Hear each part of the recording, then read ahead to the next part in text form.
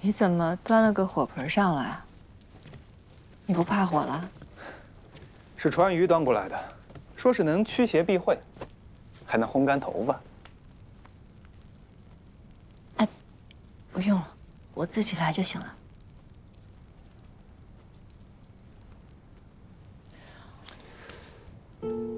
全身上下就嘴最硬。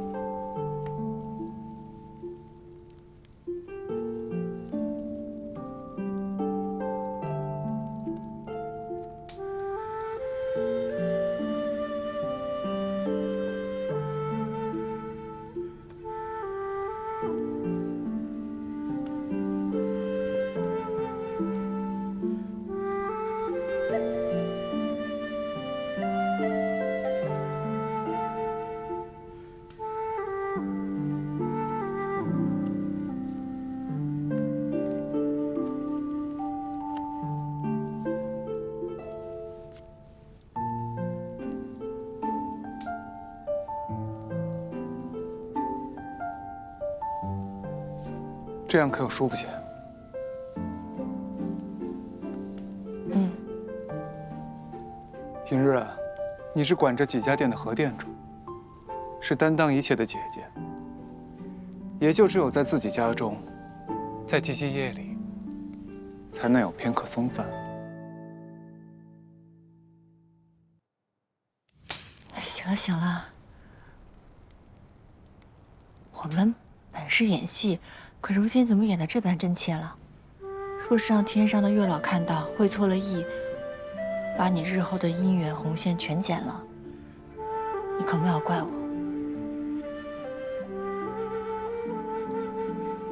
我本就无心情爱，用不着月老。若他当真给我乱缠了谁，我定亲手将那红线剪断。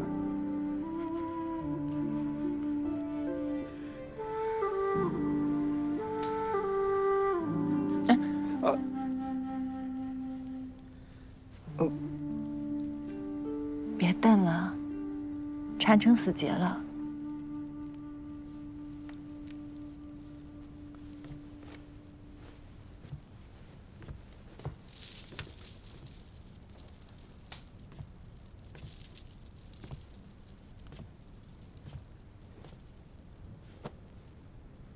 剪了吧。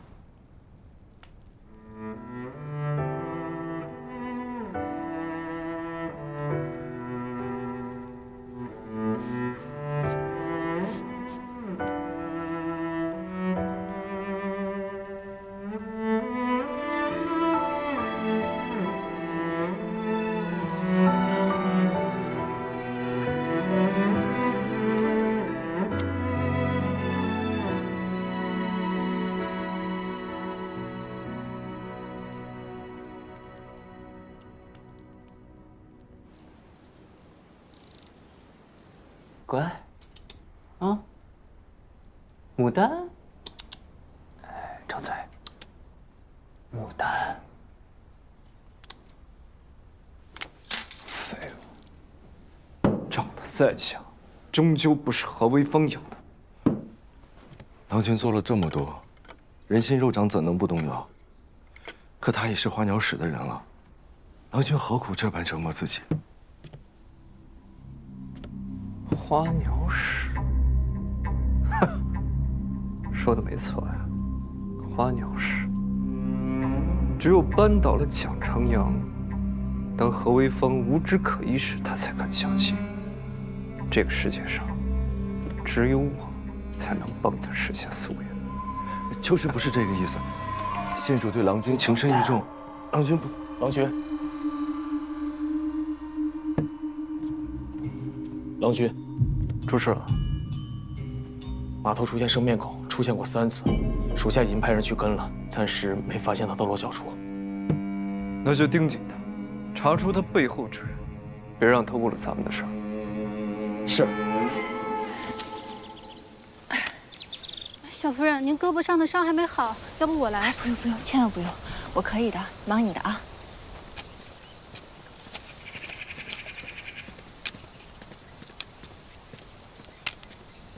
这招财抱着慌是去哪儿了？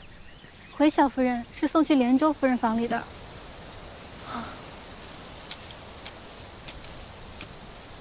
这连州现在对花草感兴趣了。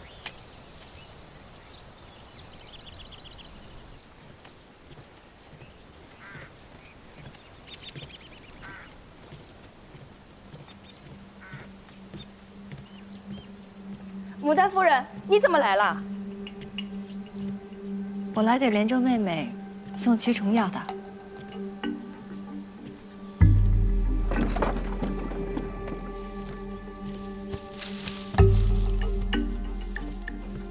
见过小夫人。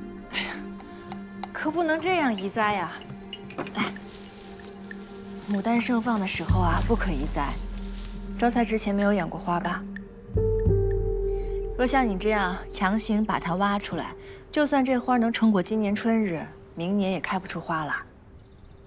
姐姐今日过来是有什么事儿吗？我这看着你养了凝烟子，便想着此花娇气，易招小虫，给你带了一瓶驱虫的药水来。多谢。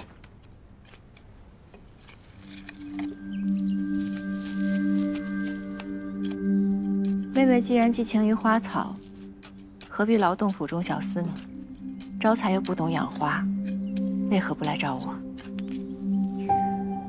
我本想养着玩儿，可不知其中有这么多门道。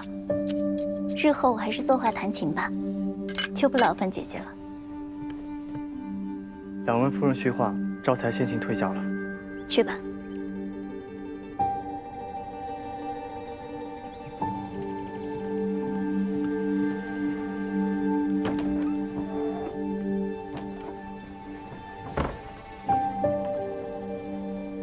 困守内宅，恐怕只会误了自己的年华。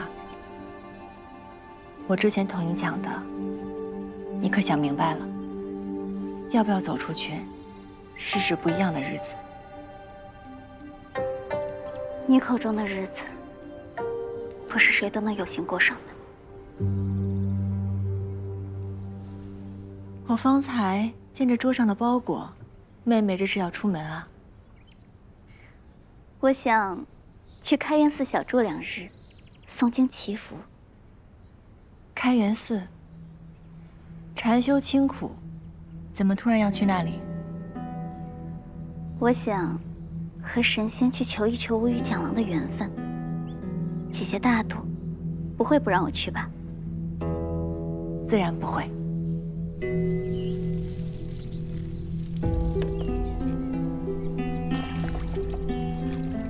那点花土，一看就是采薇高声提醒后即刻产的。连州在和招财说什么，还要亲信守在门口。招财是蒋府的小厮，连州这么轻易就能收买吗？招财！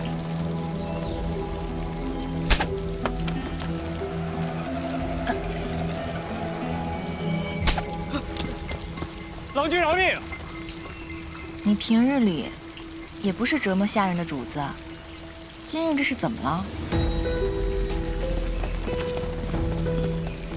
你是跟这小厮有仇吗？你猜？蒋长阳在府中做戏，不单是想将纨绔的恶名传出去，只怕他身边一直都有旁人的眼睛。蒋长阳这几日不在长安，若招财真的是宁王的人，这连州突然离府，不会是要做什么对蒋长阳不利的事吧？